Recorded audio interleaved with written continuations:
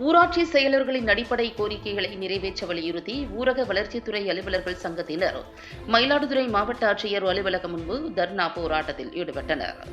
ஊராட்சி செயலர்களின் அடிப்படை கோரிக்கைகளை நிறைவேற்ற தமிழக அரசை வலியுறுத்தி தமிழ்நாடு ஊரக வளர்ச்சித்துறை அலுவலர்கள் சங்கம் சார்பில் இன்று மாவட்ட தலைநகரங்களில் தர்ணா போராட்டம் அறிவிக்கப்பட்டிருந்தது.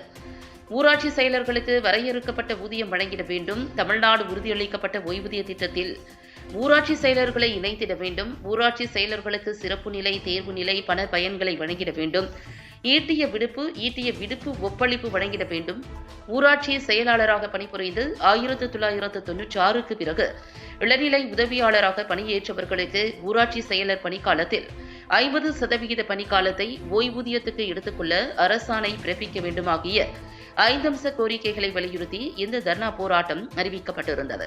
அந்த வகையில் மயிலாடுதுறை மாவட்ட ஆட்சியர் அலுவலகம் முன்பு தொடங்கி நடைபெற்று வரும் தர்ணா போராட்டத்தில் 150க்கும் மேற்பட்டோர் கலந்து கொண்டு கோரிக்கைகளை வலியுறுத்தி முழக்கங்களை எழுப்பினர்.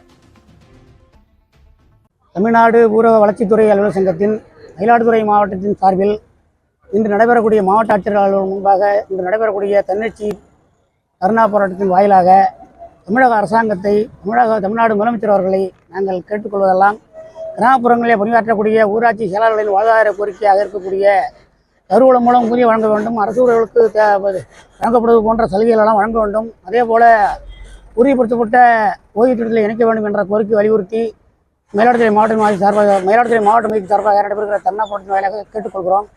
தமிழக அரசாங்கம் இதை விரைந்து செயல்படுத்த வேண்டும்.